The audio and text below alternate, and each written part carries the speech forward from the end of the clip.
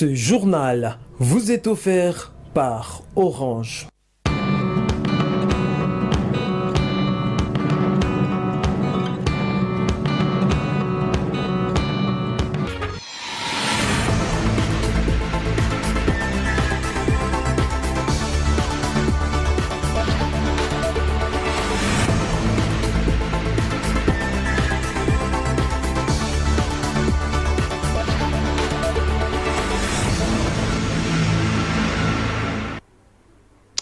Téléspectateurs fidèles, mesdames, messieurs, le journal c'est l'heure. Bienvenue à tous et à toutes à la une de l'actualité. D'énormes échauffourées ont été enregistrées dans l'après-midi de ce mardi 26 juillet 2022 à l'Assemblée provinciale du Tanganyika entre le bureau Virginie Koulounemba et celui de l'honorable Vincent Kibombo après la publication d'un télégramme portant la signature du vice-premier ministre, ministre de l'Intérieur. Plusieurs dégâts sont à signaler, de part et d'autre, dont plusieurs blessés et la perte de plusieurs biens meubles. Nous y reviendrons avec plus de détails dans nos prochaines éditions. Pour l'honorable Alexis Katempa, c'est le bureau Virginie Koulounemba qui doit siéger à l'hémicycle car rétabli par le vice-premier ministre, ministre de l'Intérieur. Écoutez-le. Aujourd'hui, c'est nous l'Union sacrée. Ils sont venus faire une fête des choses et maintenant la calvitie est en découvert, c'est nous qui avons la calvitie.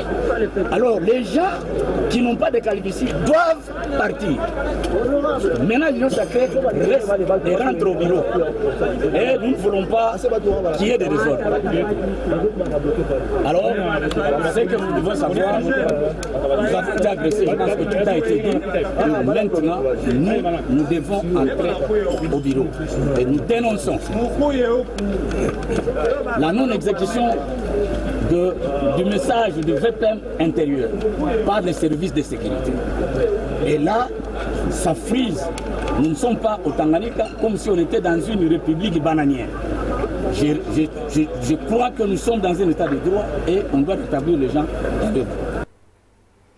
Et de l'autre côté, l'honorable Vincent Kibombo, président du nouveau bureau de l'Assemblée provinciale du Tanganyika, a condamné avec la dernière énergie ces actes posés par le bureau déchu que cet élu du peuple a qualifié d'incivique. Vincent Kibombo, dans cet extrait choisi par Dieudonné Balanga Hardy. Les députés de l'autre camp sont venus pour vandaliser notre siège de l'Assemblée provinciale du Tanganyika. C'est aux environs de 16 heures. Nous, on a fermé déjà le bureau pour partir. Nous les avons vus venir à toute vitesse. Leur objectif était de vandaliser, de casser tout. Ils sont venus, le bureau était fermé, ils ont cassé les vitres de fenêtres, ils ont accédé dans le bureau à travers les fenêtres, ils ont cassé tous les vitres. Toutes les vitres, voulais-je dire. Maintenant, quand ils sont entrés dans les bureaux, avant d'entrer dans les bureaux, il y avait des échauffourées, puisqu'on ne pouvait pas se laisser faire.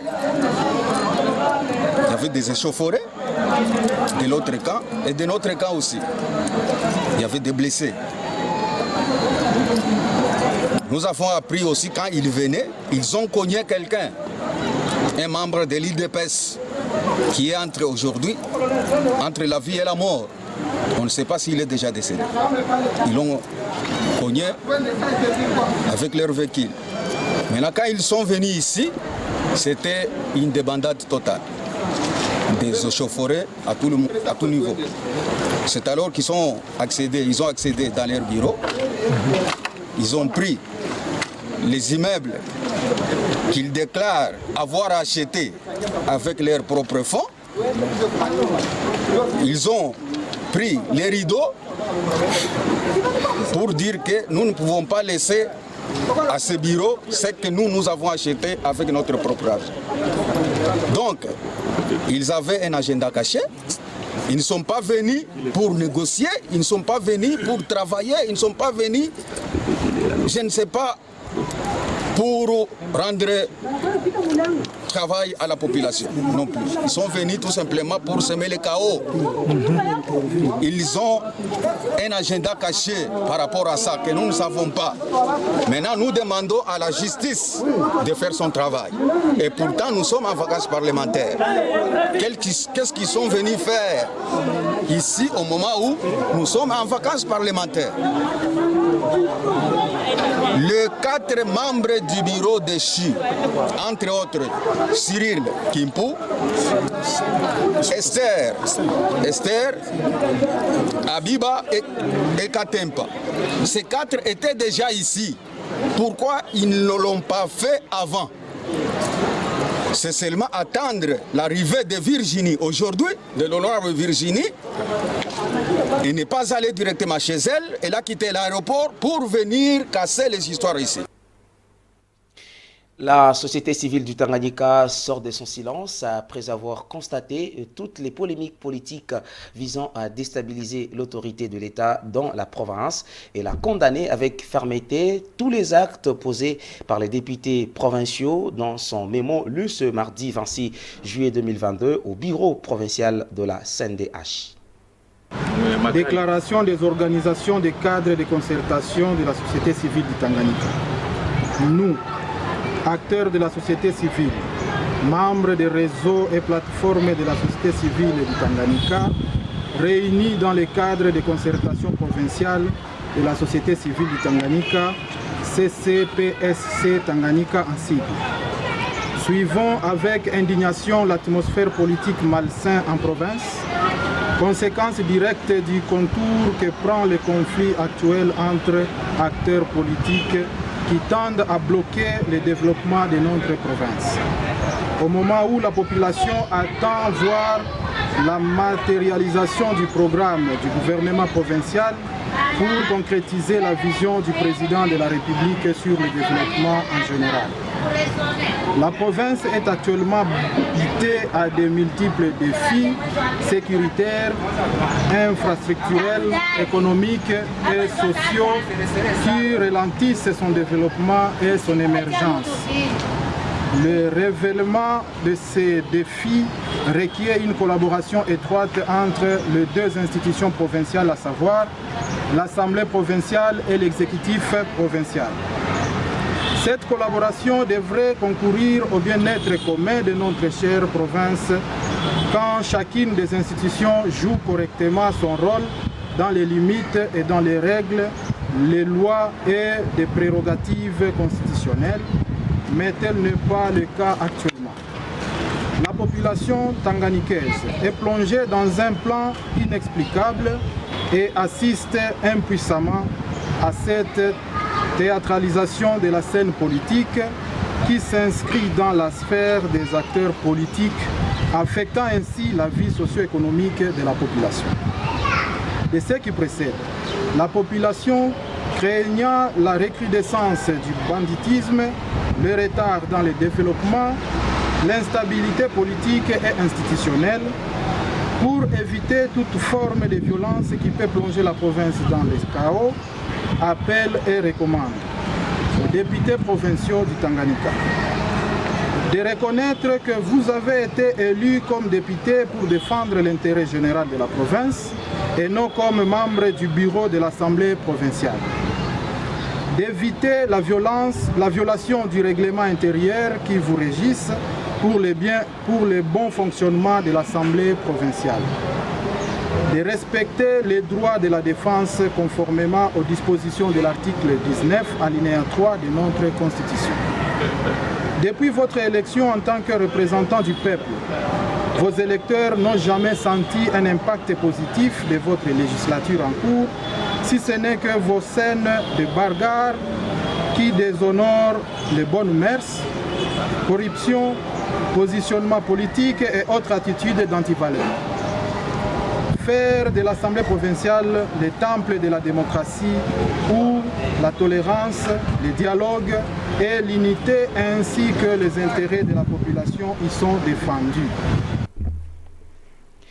La Direction générale de recettes du Tanganyika, la DGRTANG en sigle, a procédé au lancement de remise de cartes roses aux conducteurs de motos, bajaj, voitures dans la matinée de ce mardi 26 juillet 2022.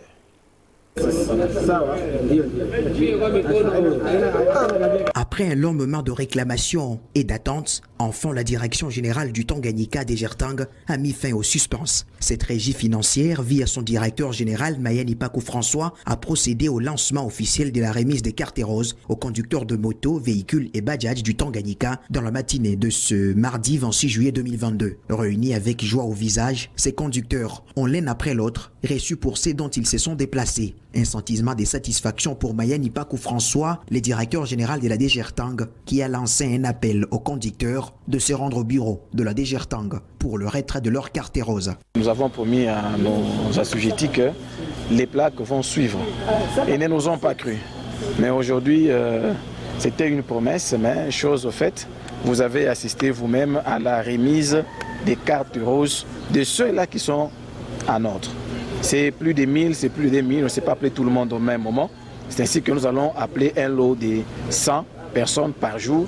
Donc on a beaucoup crié à la cité, mais aujourd'hui c'est effective la remise des cartes roses à tous ceux-là qui sont en ordre. Sinon, toutes les cartes roses sont disponibles. Et en ce qui concerne le recouvrement forcé, il continue, sauf que la DGRTANG a octroyé aux assujettis 3 jours de trêve afin de s'acquitter comme les autres. Oui, le recouvrement forcé continue. Nous avons fait une petite pause, une trêve de 3 jours seulement, pour permettre à ceux-là qui se recherchaient encore, qui cherchaient le moyen, ceux-là qui hésitaient encore, les récalcitrants, ceux qui sont encore en retard, qui ne pensent pas que nous avons arrêté avec le recouvrement forcé. Non, ça continue. Nous n'avons fait que 2 semaines sur 4 prévues initialement. Donc nous allons continuer les 2 semaines qui restent et nous allons, comme je l'ai dit, nous allons par la suite évaluer si les assignations ont été atteintes. Ok, sinon nous allons continuer avec les recouvrements forcés. Le certificat d'immatriculation, également appelé carte rose ou carte grise, est un document qui matérialise l'autorisation de circuler du véhicule et permet son identification car elle contient des informations sur le propriétaire et le véhicule. Les habitants du quartier Kataki 1, bloc d'Ave, pointant du doigt la mairie de Kalemi d'être responsable de la spoliation de l'environnement dans ce quartier suite à la non-évacuation de déchets ménagers. L'hôtel de ville avait sensibilisé ses habitants de ne pas jeter en pêle-mêle les immondices pour ne pas spolier l'environnement, mais de les conserver dans leurs parcelles car ces services passeront les évacuer à coût de 1000 francs, chose qui n'a pas été exécutée. Par contre, l'argent était payé. La ville de Kalemi, chef-lieu de la province du Tanganyika, est confrontée au problème d'évacuation des déchets ménagers. Des petites poubelles installées dans le quartier Kataku 1 sur avenue d'Ave sont dès lors remplies et laissant sortir les immondices qui ne sont pas évacués à temps, car les dégagent des odeurs nauséabondes exposant la population environnante aux diverses maladies. Ont constaté les reporters de la RTGT au terme d'une mini-enquête ce mardi 26 juillet 2022. Cependant, les habitants de ces quartiers dénoncent le fait que la mairie de Kalemi leur exige de payer une caution équivalente à 1000 francs congolais pour l'évacuation de ces déchets. Chose qui n'a pas été faite, comme l'explique l'un de ses habitants. Oui, je le confirme parce qu'il y a même des jetons. Il y avait une dame qui était venue et nous a sensibilisés en disant qu'on doit payer le 1000 francs pour s'inscrire. À partir d'avoir le jeton, il faut qu'on paye 1000 francs.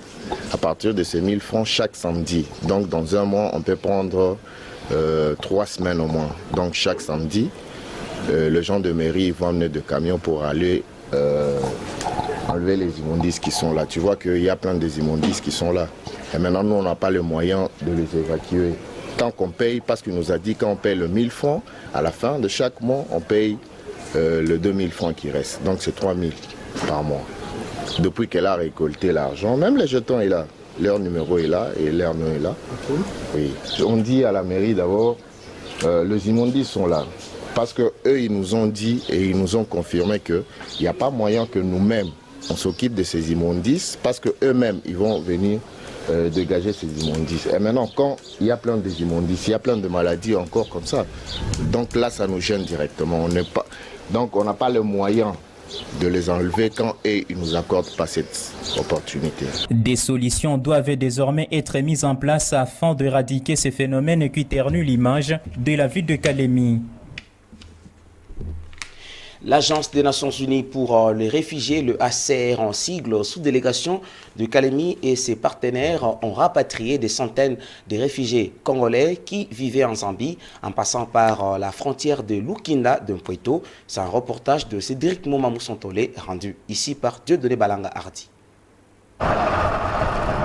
Avec l'appui de l'Agence des Nations Unies pour le réfugié HCR, bureau de la sous-délégation de Kalemi et ses partenaires, plus de 600 sur 10 910 Congolais réfugiés en Zambie qui avaient exprimé leur intention de retour ont été rapatriés volontairement dans la dignité et sécurité en République démocratique du Congo le mercredi 20 juillet 2022 et dimanche 24 juillet en passant par la frontière de Lukinda de Mpweto, territoire de la province du Haut-Katanga. La reprise de cette opération de rapatriement volontaire marque pour beaucoup de Congolais qui avaient fui leur pays natal, la RDC, à la suite des conflits survenus dans les territoires de Mpweto et Moba dans les années 2017, la fin d'un exil de presque 6 années passées dans le cadre de Matampala, l'une des provinces de la Zambie. Aussitôt arrivé au centre de transit, lieu d'accueil érigé par le HCR avec tous les dispositifs de la Covid-19 et de santé, chaque rapatrié a, après 48 heures et entretien avec les autorités des deux gouvernements congolais zambiens, reçu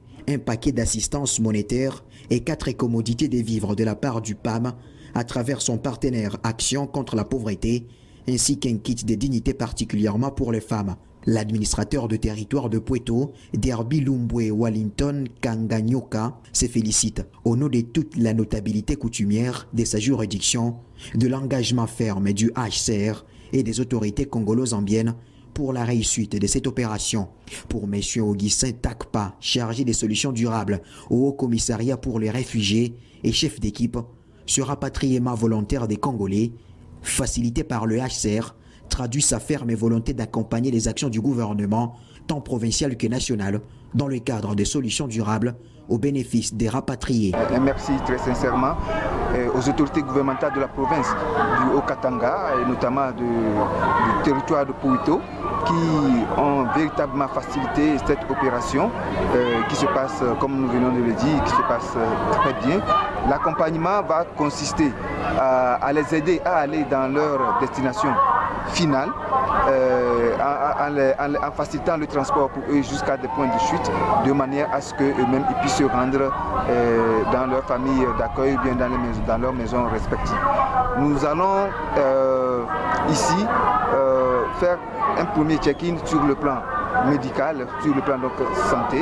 Nous allons appuyer les parents dont les enfants sont nés en Zambie, ici même, et qui selon bien sûr donc, la loi de la RDC, qui sont âgés de moins de 3 mois, à avoir ici même dans ce centre de transit leur acte de naissance avant de partir. Ainsi, tous les rapatriés ont pris place à bord de bus prêtés par le HCR et conduits vers les points donnant accès à leurs villages respectifs, selon les différents axes.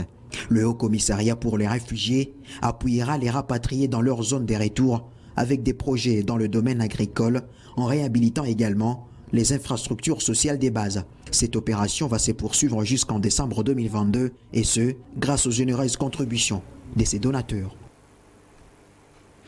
Parlons sport à présent. Après le championnat provincial de la Ligue de football du Katanga, les champions en titre de l'entente urbaine de football de Kalemi, le FC Tanganyika de Kalemi se prépare déjà pour les nouvelles hostilités en effectuant les séances d'entraînement collectif. C'est un reportage de Dieudonné Balanga Hardy.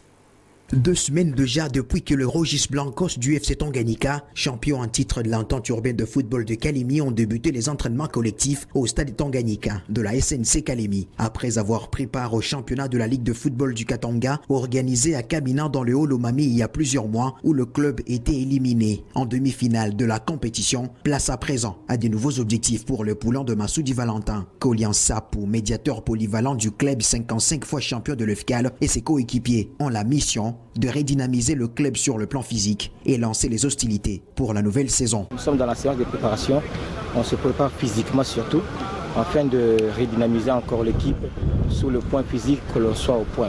Selon les objectifs du président et de l'équipe aussi, on se prépare à la Ligue 2 et c'est pourquoi on a commencé les entraînements si tôt, afin que l'équipe soit en forme. On compte aller plus loin, ensemble avec notre comité, ensemble avec nos présidents et ensemble aussi avec nos amis joueurs. On compte aller plus loin, donner l'image d'une bonne équipe, surtout dans notre province. Ces entraînements collectifs et quotidiens permettent aux Rojis Blancos de garder la forme physique et mentale afin d'être aptes pour le nouveau défi qui se pointe déjà à l'horizon. Suivez-nous encore sur la page YouTube RTGT Kalemi. Mesdames et messieurs, ce journal est terminé. Fabien Tchakobouta a été à sa réalisation. Merci. Restez pour la suite de nos programmes. À très bientôt.